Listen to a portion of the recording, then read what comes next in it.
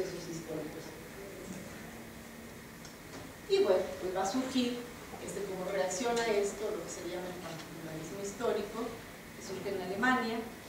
Hay una crítica o una reacción en contra del positivismo, y se ve que esto que se planteaba como la base de los planteamientos, en que todo conocimiento está sujeto a leyes, realmente deja mucho que desear, ¿no? Entonces se cuestiona la idea del progreso histórico y se da paso a valorar a estas sociedades que se les ubicaba en un contexto de una etapa dentro de la sociedad como primitivas.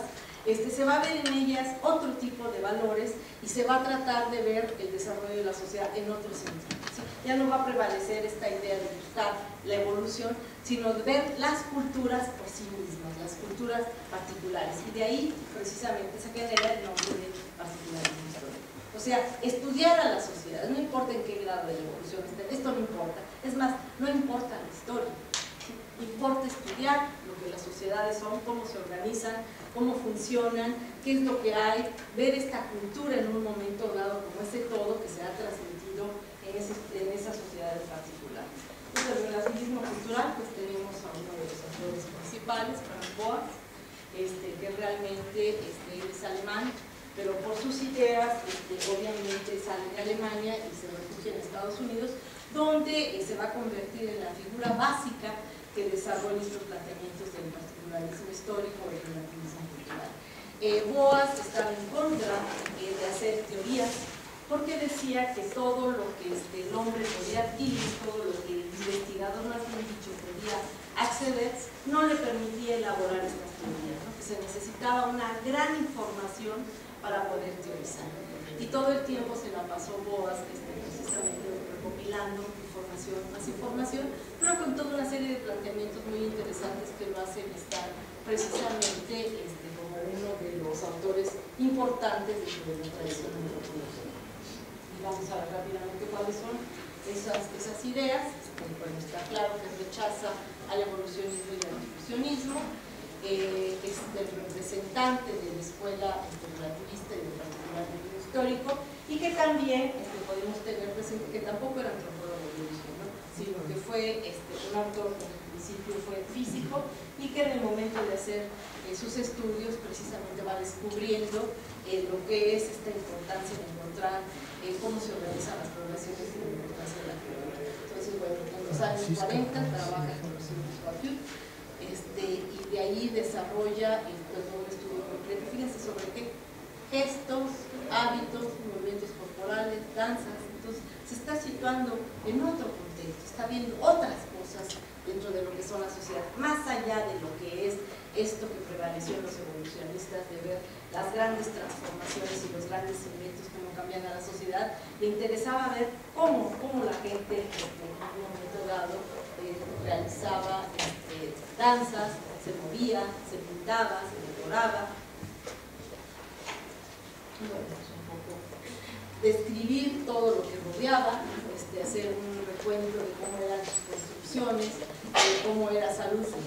La importancia para Boas del medio era fundamental, porque decía que el medio determinaba la forma de ser de la gente. Todo lo que ellos tenían para él tenía algo, tenía una representación, tenía un significado.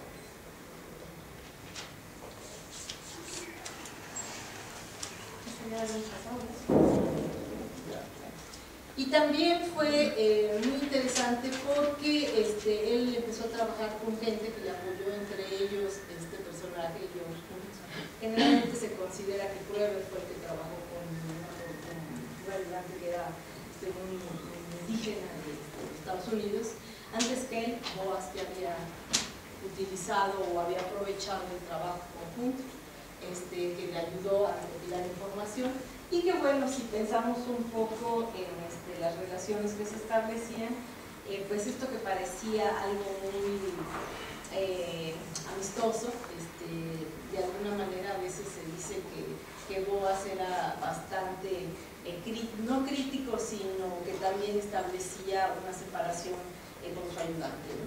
Que no era de igual a igual, como plantea ahora de alguna manera el postmodernismo, donde con la gente que uno trabaja se convierte también en etnógrafo, sino que aquí lo veía él como una gente que le ayudaba a recopilar información, pero que de alguna manera podemos ver los comentarios medio despectivos que tenía respecto a él. Se le consideraba torpe, difícil de lidiar con él, demasiado flojo del cerebro. Entonces decían que Boas pues tenía pues esta actitud también racista, ¿no?, con la gente que estaba trabajando, aunque iba en contra de lo que supuestamente él defendía. Ojo, estos son chismes antropológicos, ¿no? Y han quedado que es algún tipo de documentos que algún antropólogo postmoderno ha recopilado y que también trata de poner pues, en duda estas relaciones de equidad, de igualdad establecidas por algunos antropólogos. Entonces, tómenlo así como una anécdota, como un chisme, ¿no? Lo importante aquí es que ya estaba Boas, que entrenaba a alguien con el que le ayudó a obtener toda esa información. Como ven al final, Boas establecía una relación asimétrica, reproduciendo esta relación colonial entre antropólogos y nativos. Yo no supe, no estuve ahí, entonces no les puedo decir cómo. Boas era, a veces cuando uno ve sus fotografías, se imagina uno lo que fue toda esta época de la antropología, donde los antropólogos eran cosas raras también, ¿no? Cosas en sí mismas exóticas. Ahí están estudiando diccionario, pues en sí mismo eran raros. Y no sé si a ustedes les han preguntado, ¿quién es antropólogo? Y los ven así como raros, porque también nos sitúa en esta esfera de que vamos a estudiar cosas realmente raras. ¿A quién se le ocurre eso? Sino alguien que está en entonces, cuando uno ve a Boas, sí piensa en esa época que sí debe haber sido interesantísimo, en qué se transformaban los mismos arqueólogos, ¿no?, cuando salen representados por Zarakov, ¿no? Que eso es la imagen que a uno le dice, ay, yo quiero ser arqueóloga, ¿no?, para andar descubriendo ruinas y todo. Entonces realmente yo creo que eran personajes que se salían de los estándares de gente, podríamos decir, científica. Entonces estos eran cosas raras, ¿no? Entonces pues ahí tenemos vestido de esquimal a Boas, y que también él tenía una cicatriz. Entonces que cuando contaba de por qué tenía la cicatriz, porque se había enfrentado con un oso o alguna cosa así, ¿no? Parece que fue un libro de cantina. Esto le daba parte del esotérico. Boas pues era un determinista, lo que decía hace rato, ¿no?, de cómo el ambiente físico influye sobre la cultura, ya sea de una manera limitante o favorable. Y bueno, aparte de esto, su notable experiencia con el antropólogo nativo, los postulados de Boas, que realmente va en contra de lo que planteaba el evolucionismo, es que todas las culturas tienen igual valor y no hay ninguna superior a otra. O sea, todas las culturas son iguales, no hay sociedades atrasadas y se intenta comprenderlas en sus propios marcos de referencia. Entonces aquí vemos un cambio significativo, muy importante respecto a lo que está planteando el evolucionismo, donde pone culturas inferiores y culturas superiores como la europea. Aquí lo que están planteando ya esta camada de antropólogos a partir de Boas es la igualdad de todas las culturas. Todas las culturas son iguales, no hay ninguna superiores, no hay ninguna inferiores, y no hay que establecer parámetros científicos para poder decir quiénes son mejores que otras. Entonces hay que derribar estas fronteras entre conocimiento científico y otras formas de conocimiento. Las sociedades que no han llegado a poseer todos los elementos modernos apropiados producto del desarrollo científico son exactamente igual de importantes que aquellas que tienen otro tipo de tradición. ¿Por qué se habla también de particularismo histórico y de relativismo, como si fueran más o menos lo mismo? Porque de alguna manera estos dos conceptos siempre están presentes, lo particular y lo relativo. Se habla del relativismo en la teoría, el conocimiento de la naturaleza subjetiva psicológica que existe y que impera en cada sociedad. Se le cataloga de alguna manera por considerarse a veces una escuela romántica, pero lo importante aquí es que es la primera corriente donde lo que se está destacando es la importancia del trabajo de campo, este estudio directo con lo que son los pueblos que se van a estudiar de primera mano, y de ver este mundo que ante muchos es todavía, por eso estoy entre comillas, Se buscan vestigios antiguos en toda una serie de, acuérdense que ya hace ratito como desarrolló una serie de tradiciones, leyendas, música, etc.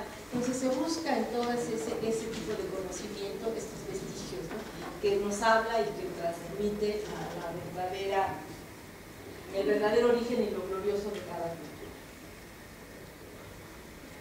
Bueno, Historia niega la idea de culturas superiores y sostiene que hay culturas diferentes, y objeta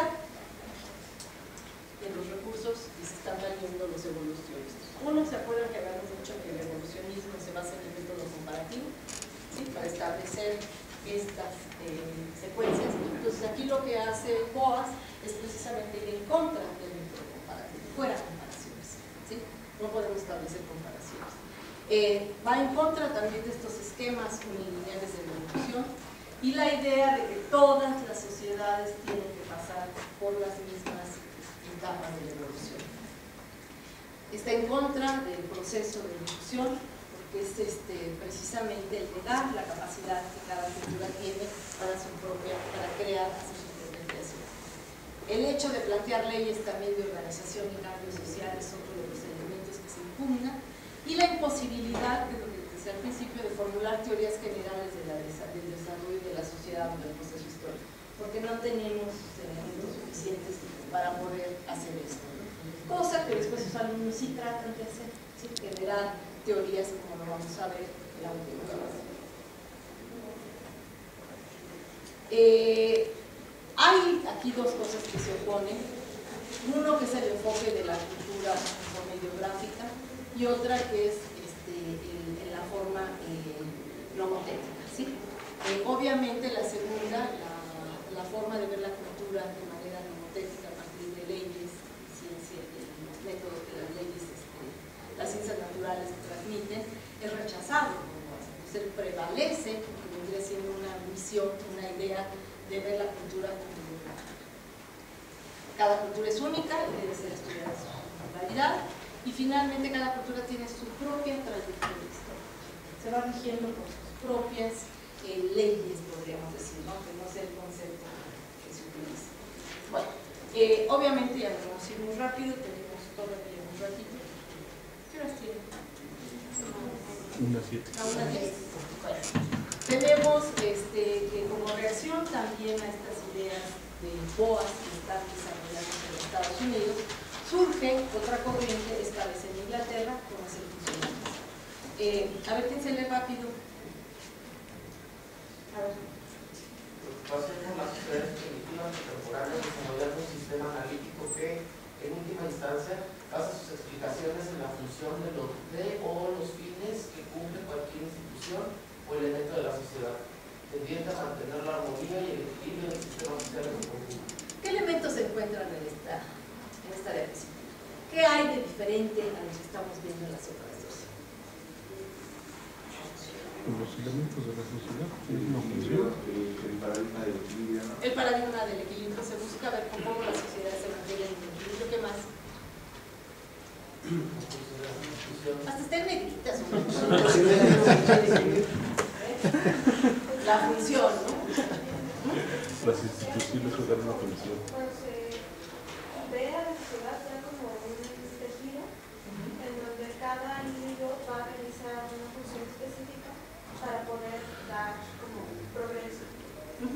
Más que progreso y más que individuo, lo que tenemos es ver qué integra ese conjunto y cómo ese conjunto está organizado o está compuesto por instituciones. Entonces lo que interesa es ver cuáles son las funciones de estas instituciones, ¿no? Cuál es el papel que cumplen y cómo se lleva a establecer pues, el funcionamiento de estas instituciones para mantener el equilibrio del sistema social. Cuando hablamos de instituciones, pues les voy a citar dos un poco, siguiendo el esquema del evolucionismo, uno es la familia, la institución de la familia, ¿cuál es el papel que cumple? Otra institución que podemos decir la religión, ¿no? El papel que cumple la religión, pero tenemos muchas instituciones, entonces lo importante es ver cómo se organiza la sociedad en instituciones y el papel que cumplen esas instituciones dentro de este tejido social, dentro de esta estructura, cuál es su función y cómo entre todas obviamente logran el establecer el fin. Entonces, el funcionalismo se basa en lo que es función, la función que se cumple, y todo y estas instituciones tienen una función que está en relación a mantener el equilibrio de la sociedad. ¿Sí? Okay. ¿En qué momento surge? En los años 20.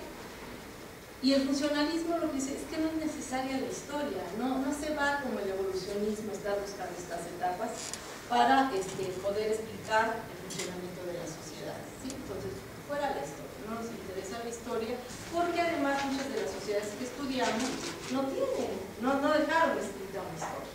¿Sí? No hay una tradición que nos permite contar cómo fue la sociedad. El tratar de reproducir, de reconstruir una historia, pues es más la imaginación del investigador que los elementos que tenemos para ello. Es planteamiento funcionalista. Ahora sí. Es más o menos como lo decías al principio, ¿no? Que sería una sociedad de un organismo y que es cómo funciona cada órgano para darle sentido a, digamos, en este caso, la sociedad, la institución para funcionar como un órgano que va a integrar un ser, hace un sistema entero, ¿no? Que va a estar en el mundo. Sí, uno de los principales representantes del funcionalismo es Malinowski. Malinowski tampoco estudió antropología, entonces tenemos la presencia de las ciencias naturales muy fuerte dentro de todas las gentes que están llevando a cabo este pensamiento, ¿no? Desarrollando estas ideas. Y bueno, obviamente la influencia de lo que viene siendo la biología es determinante para tratar de entender este complejo mundo que es la sociedad, ¿no? Entonces es traspolar ciertas imágenes hacia lo que viene siendo el funcionamiento social.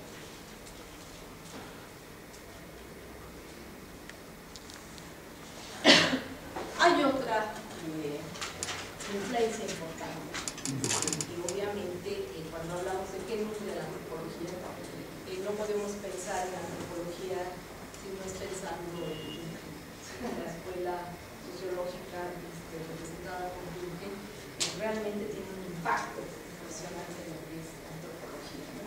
Y la sigue teniendo. Releer a Durkheim es realmente encontrar planteamientos muy interesantes en todo sentido. Un solo ejemplo, en la actualidad se habla mucho de las representaciones sociales. ¿Quién desarrolló el concepto de representaciones? Durkheim.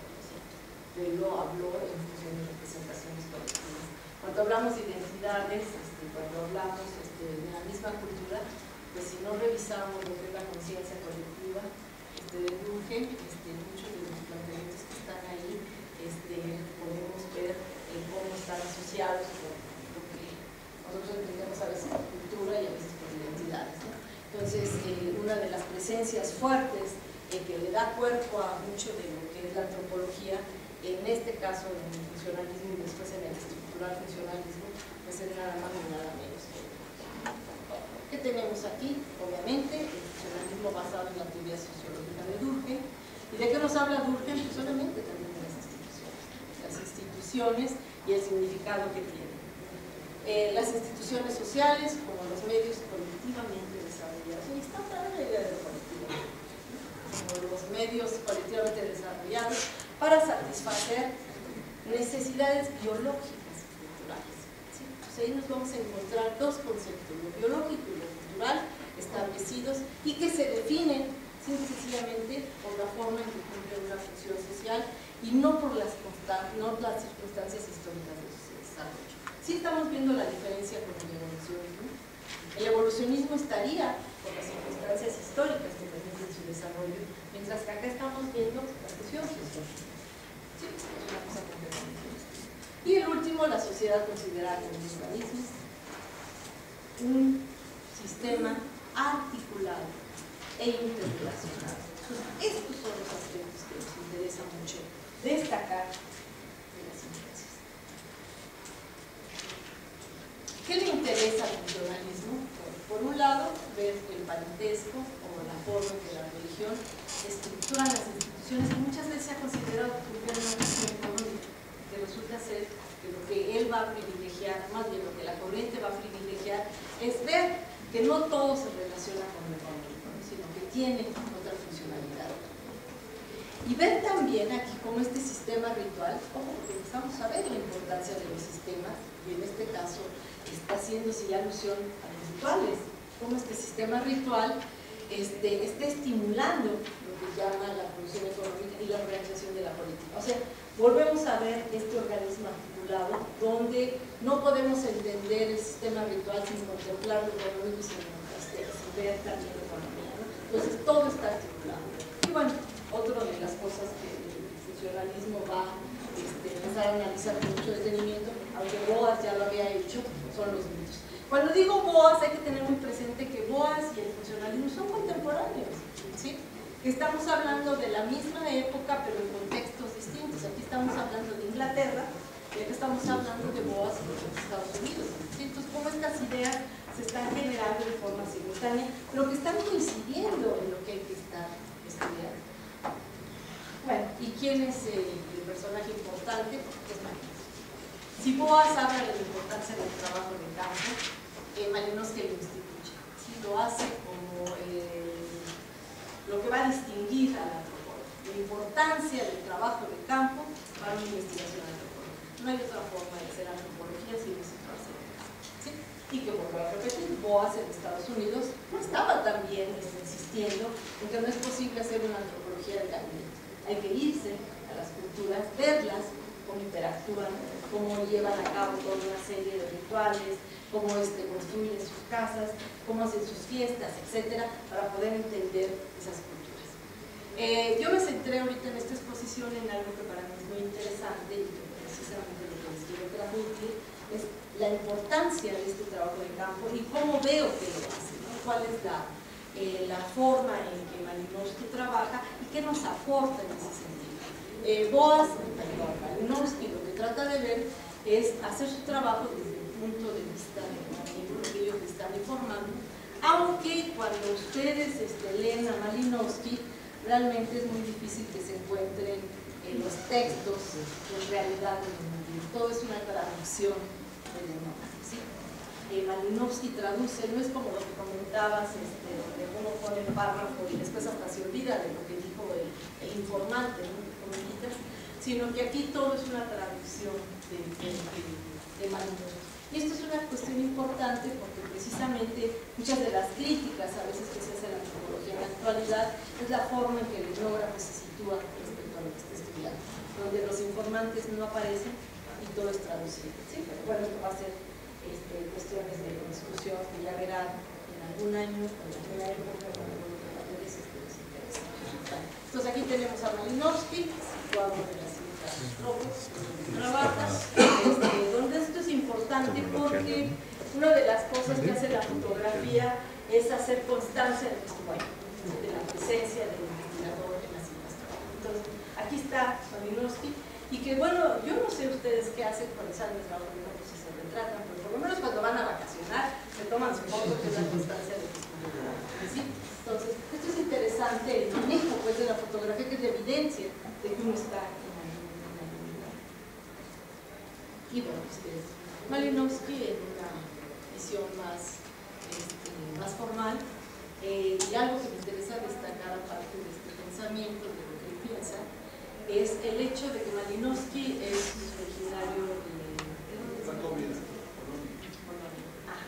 Estudia en las Islas Lobos, ¿sí? Y toda su obra la conoce como inglés. Entonces tenemos el manejo del lenguaje. ¿Sí? Entonces, como perteneciendo a una cultura ve otra y la transmite en otro sentido. Si no es tanto el dominio de los idiomas, sino que implica hablar una lengua, recopilar otra, aprender a hablar lo que los nativos utilizan, y después darla a conocer en otro idioma. Todos sabemos el problema de la traducción, ¿sí? Que hay cosas que no se pueden traducir tan fácilmente, de una cultura a otra, de una lengua a otra, hay variantes que son imposibles de traducir. Por ejemplo, los chistes, o ciertas formas de vacilar, de que la gente, que a veces nosotros mismos entendemos, por ejemplo, cuando nosotros dentro de nuestro mismo lenguaje escuchamos que dicen que están albureando, y un de cuentas será del albur, ¿no? Entonces, esas formas de traducción traducir algo, son muy complejos. Y es una de las cuestiones que se pregunta uno muchísimo cuando en los casos de Malinowski hay todo este ejercicio de traducción. ¿Cuáles son los métodos que utiliza Malinowski? Les digo que a mí me interesó mucho destacar esto con Malinowski, porque aquí prevalece toda esta idea de lo científico. Estamos haciendo una antropología que tiene que ser científica, entonces hay toda una serie de cuestiones que él hace para darle esta validez científica a la antropología. Esto es muy opuesto a lo que está haciendo Boas, ¿sí? Aunque también hay ciertos ejercicios, ciertas pruebas de aplicación. En Malinowski es mucho más observable, mucho más fuerte el hecho de estar haciendo una antropología científica. Entonces, bueno, hay que tener ciertas pruebas fácticas que llevan a conclusiones.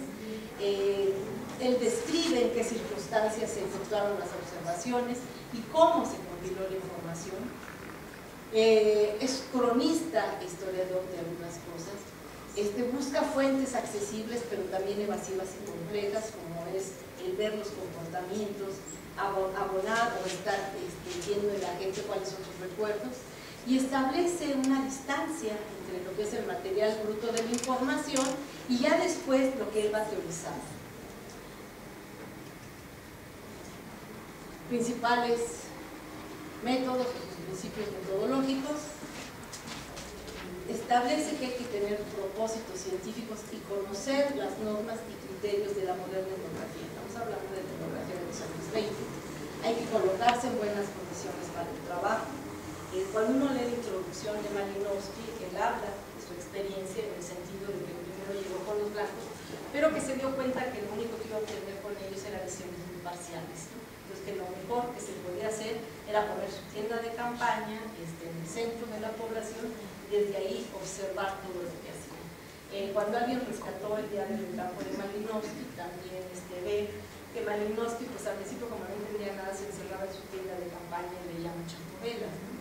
Y que la otra en su diario de campo ponía todo lo que sentía, el enojo que le causaban algunas cosas, igual estas visiones que tenía acerca sobre los indígenas desde perspectivas, y que todo esto no se deja ver en su obra cumbre como son los Aconajos del Pacífico, ¿no? Que ahí está el teórico, ahí está la gente que está haciendo algo científico. Entonces todo esto que era lo emocional, porque muchas veces nos pasa cuando hacemos trabajo de campo, que podemos escribir y decir, me lleva, no hubo luz, no pude hacer esto, me perdí y la gente que iba conmigo tampoco sabía por dónde ir. Todo esto que nos causa malestar, que tampoco lo dejamos ver en nuestro trabajo, cuando hacemos la publicación, escribimos ya nuestra tesis de grado, ¿no? Esto que son las circunstancias cotidianas, lo que nos genera en un momento dado conflicto, no está presente, y que era lo que hacía Malinowski y que dejaba también presente en su diario de campo. Entonces, bueno, esto se ha retomado para decir que bueno, tampoco puede a veces separarse la persona de lo que es el investigador. Otra de las cosas que recomendaba Malinowski es utilizar cierto número de métodos, para ordenar, recoger, manejar y establecer las pruebas. Bueno, que intentó dar un esquema claro y coherente de la estructura social y destacar las leyes y normas que todo fenómeno cultural conlleva. Entonces, como estamos hablando de la importancia de hacer un trabajo científico, Malinowski está recordando o está rescatando la importancia de leyes y normas, ¿sí? Entonces vemos aquí la diferencia entre Malinowski y Boas, en el sentido de que mientras uno la descarta, Malinowski, como quiere hacer un trabajo científico, recurre nuevamente a la importancia de ellas. Malinowski trata de ver el complejo o el conjunto pues, de estos fenómenos que están relacionados y que finalmente determinan todo lo que es la cultura. Para algunos autores, Malinowski es como una especie de cazador, por eso me pongo ahí, cazador que va tendiendo redes y que a través de esas redes se va a hacer de una metodología para obtener esta información, esta documentación etnográfica. Y esas redes que tienes, cuando él está con los nativos y platica con unos, va con las mujeres, va con los que están construyendo la embarcación que los va a llevar a hacer todo este recorrido por las diferentes áreas que integran lo que después le dio el nombre del sistema Kula. El sistema Kula es comercial, pero no solamente es comercial, ¿no? Cuando hablamos de esta relación entre lo comercial, lo sagrado y lo político, pues este recorrido precisamente lo que deja ver es que incluye todas estas áreas que funcionan en la sociedad.